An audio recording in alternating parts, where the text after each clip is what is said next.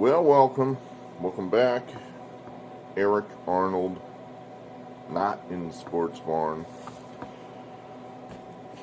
We're in our living room here, and I don't know, this isn't so bad. I mean, it kind of defeats the whole purpose of having a sports barn if I'm not going to shoot in my barn studio, but I don't know, in the middle of the night when it's 20 degrees out there, just kind of. So, we do have 6 games for you. 6? Is that what it is? Let me check. See, this is also kind of cool. I got notes right here on my computer. 6 games for tomorrow, Sunday, which is, I guess, today. It's about 1 a.m. So, 6 games for the 14th of February. We recap our break-even Saturday. Disappointed. I mean, I really thought we were going to do well today. We started out well and then just went to shit. What else is new? So, let's see. I guess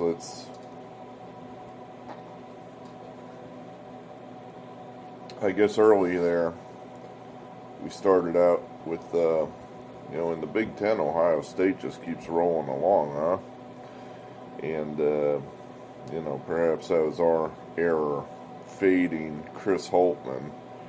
Right now it kind of looks like it's going to be Ohio State and Michigan for the Big Ten title. Ohio State's already beaten Illinois. Big game with Michigan tomorrow, but we'll get to that. That is one of our games. Then we had, we didn't do, in the beginning here, we're doing pretty well, we were right about Florida State being rusty. They perhaps got tired in the second half, and Wake Forest caught up and covered. I don't know how we covered Kansas State. We haven't had a lot of luck with that team, but they got it done. I didn't see the Kentucky game. I would have liked to have seen that game. I'm going to have to look at the box score to see exactly what happened there. If Auburn was close, did they have the lead at all? Did they blow it? I actually had this written down as a win because I'm looking at the scores and they get the line there. It's 2.5, 3, 3.5, and I'm like, oh, I won. Then I look at my thing here just before I go ahead and shoot this video. I'm like, son of a bitch, it happened again. I got a bad number. I've got it at 2. I thought it was better than that, but the money must have piled in on Kentucky before tip-off, and most of you people, if you took Auburn, probably won. So, hey, you are a daisy. Congratulations. I get another tie. Suck. I can't remember the rationale for Charleston, but they were an easy winner, so that was nice. Vanderbilt was an easy winner over Mississippi State. It's nice when some of these games just go the way you hope they would and are easy winners.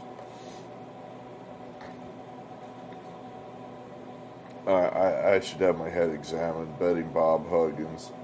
That's another guy who's just about Mick Cronin territory. For his huge, extensive career, the dude just does not cover numbers. And he didn't cover here. Failing at home against Oklahoma. It's like, this could be one of his last great teams, and, he's not going to make it. He's not going to win the tournament. He never does. I'd have to look up the last time he was in the Final Four. I'm not sure he's ever... I'm sure he's been... Honestly, I don't remember. But, I know he hasn't won a ring, so... He hoses us. We took him. Mistake. So that was a loser.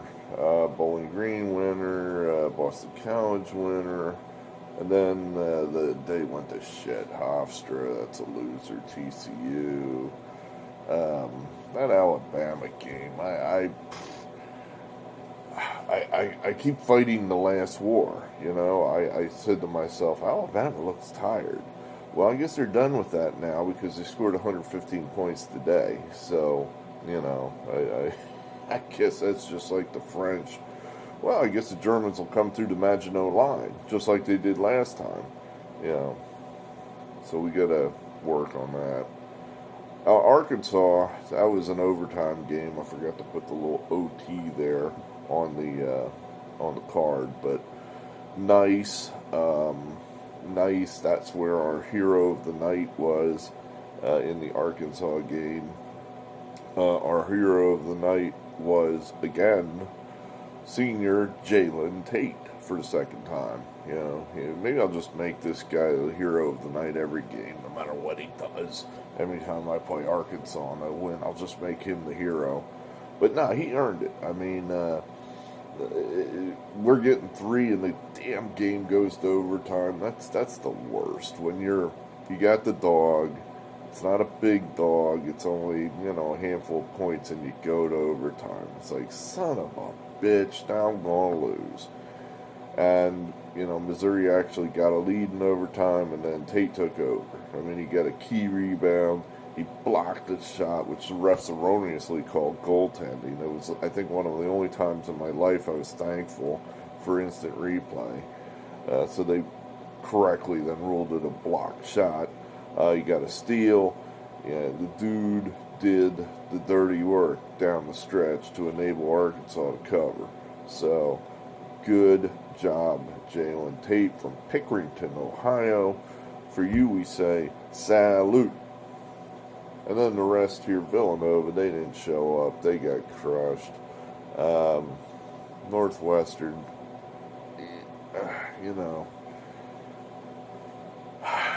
yeah, I mean, Rutgers is tough at home, and hey, the Southland, that was an abject 0-for-3 disaster through the Southland. North Carolina doesn't show up at all. But then we managed to close out with 3 in a row to break even. I'm still struggling here with the coaching matchups. I was looking at that and I'm like, we were 3 wins, 1 loss where I thought we had an advantage in the coaching matchup. And then we had a bunch of losers where, the coaching matchup wasn't in our favor.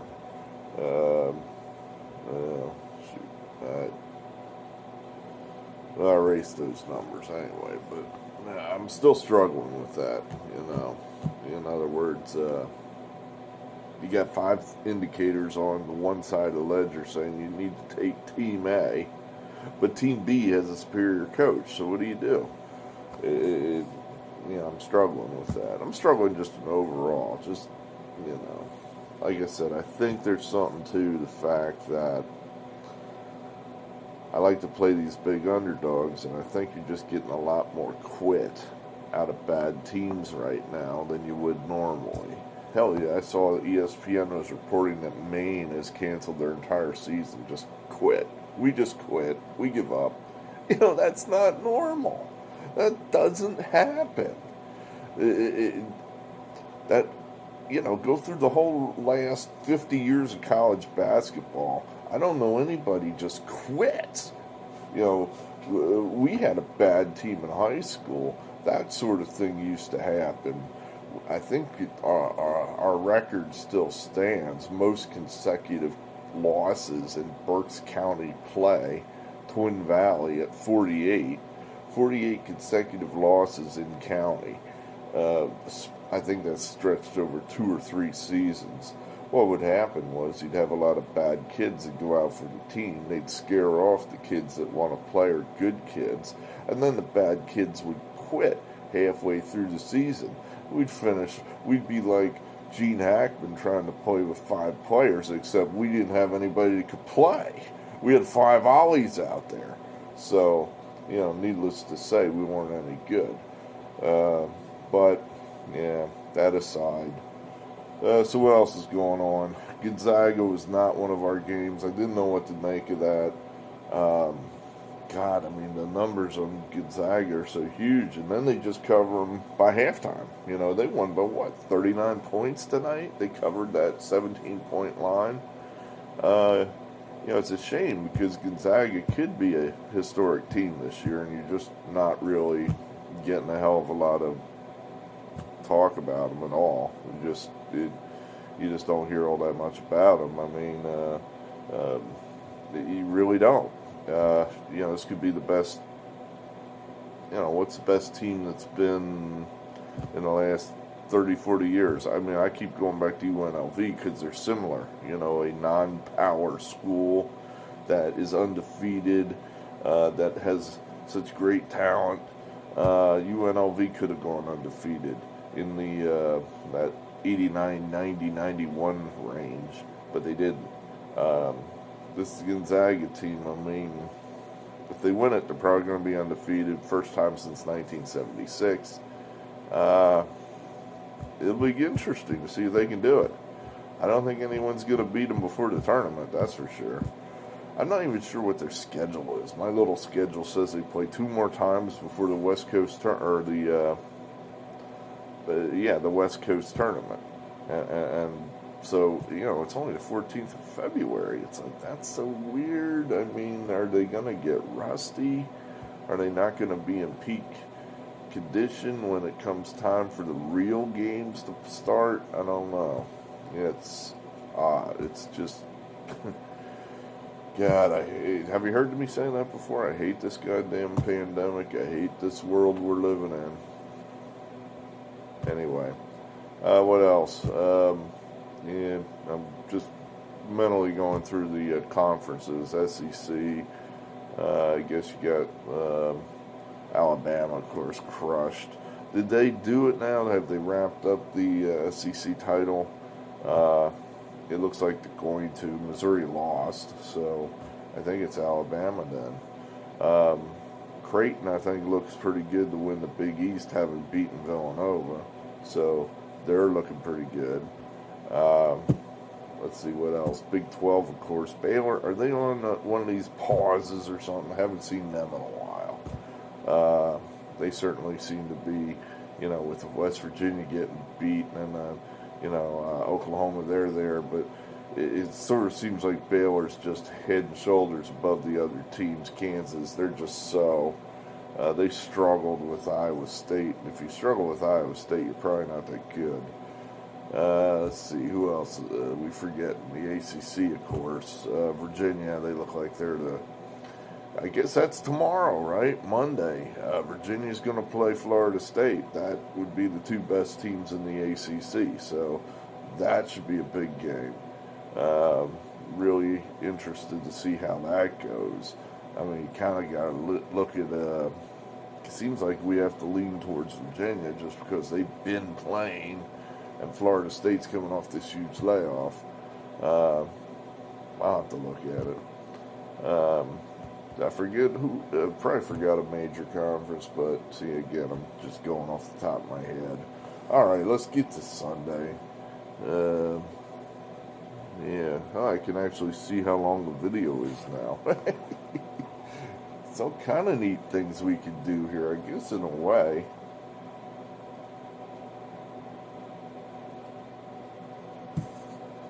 If I'm going to forego the barn, I guess I could just use the computer to shoot these videos instead of the phone or camera. But we'll see. We'll see. Alright, well, I'll put up my screen here with the picks for today, Sunday. We're going to take Michigan, you know. They're coming off a huge layoff. Everybody says they're like the 3rd seed in the country. They haven't played in 3 weeks. They hammered Wisconsin when they played them earlier. They hammered them by 20 points. So, I don't know. Probably isn't going to be a 20-point beating, but I think Michigan gets up and gets this game. I was sitting here thinking, my little notes, I got Juwan Howard marked down as bad coach. And I've been giving that some thought. And I don't know I'm right on that. I think I might be changing my mind. In that he has the resume of coaches I hate. You know, the guy has no college coaching experience, basically. He came out of the pros, that sort of thing. But all he's done in the year and a half that he's coached is win and cover. So I think one of the things that he may have going for him is that he has Phil Martelli on his bench. And that, of course, was our old school dude here from Philadelphia that coached St. Joseph's for so many years. And I think Martelli handles the X's and O's for him. And then Juwan Howard is the motivator. He's the salesman. He's the guy that gets the talent into the program. And then Martelli just kind of, controls things maybe a little bit during the game as far as, hey, do this, do that. That's a guess. I have no idea. But kudos to Howard. Whatever he's doing, it's working right now. So I'm going to go ahead and say he's going to get it done tomorrow off this big layoff at Wisconsin. That's what we're saying. So we're going to take that. Nebraska, there's that 11 points. These big numbers in conference, these big underdogs. Sure, why not? I mean, Penn State, they, for one thing, they play so slow that the score could be in the 60s. Nebraska could play like shit, score 50 points, and still cover the spread 60-50. So, Nebraska just played a really tough game against Illinois, which I think that's a plus. To me, that means they're not quitting. They're not ready to give up. I don't think they're going to be tired. I think they're playing more in rhythm. Penn State's been off a whole week. So Nebraska just played yesterday. I think Nebraska's going to roll off that airplane, and they're going to be ready to go tomorrow afternoon. We'll see. A little bit nervous about this one because we just had Marquette, and we just lost by 30 points with these dogs. And here I'm going to take them again. I guess this is my attempt to not fight the last war. In other words, all right, we got crushed, but maybe this is time for a bounce back. They have been playing pretty well. Marquette had been up until, what was it, Wednesday night when Villanova just trashed them. So, or was that Thursday? Whatever. So we're going to go ahead and say Marquette plays a better game tomorrow. They better. So, Georgia Tech, that's a home team. We're actually going to take a home team. Pittsburgh actually has all kind of trouble with Georgia Tech, according to my notes. So, we're going to say Georgia Tech does what they always do, and that's beat Pitt. Plus, we think we have a coach advantage there. We're laying 4 points. Georgia Tech. 6 o'clock, you got the battle of the teams that have beaten Duke. We have Miami. They upset Duke in Miami, 2 weeks ago? And then I guess earlier this week, Notre Dame upset Duke down at Duke. So you got 2 teams that beat Duke. So I guess to me that means the 2 teams are probably pretty similar. But we're getting 7.5 points. So, I'm thinking we got some value there, and let's take the points with Miami. And then lastly, here's our fun, here's Minnesota again. It seems to be one of our favorite teams. We're going to play them again on the road. Yeah, I mean, this is probably just a mistake. It's probably just a flat mistake. But my little notes, my little system, my little trends say this has got to be Minnesota. It's got to be. They're going to get revenge, theoretically, from that beating. Maryland's one of the only teams that have gone up to Minnesota and won there. So I think You know, maybe now, hopefully, Minnesota gets some payback, coming down to College Park, takes care of business down at College Park. Um, that's the thinking. We're gonna see. We're gonna see. So what is that? 6 games. You know, I can do it, Coach. I can do it. Well, look at the good news. You know, I'm starting to get the hang of the video editor, so I don't have to go stomping around out in the cold. It makes it more likely that you're going to get more of these videos on a more consistent basis. So that's all I got for you. So thanks for being here. We appreciate the loyalty. Hit the like button, hit the subscription button. It's a free country. Do as you wish. And I'll talk to you probably tomorrow. All right, thanks. Out.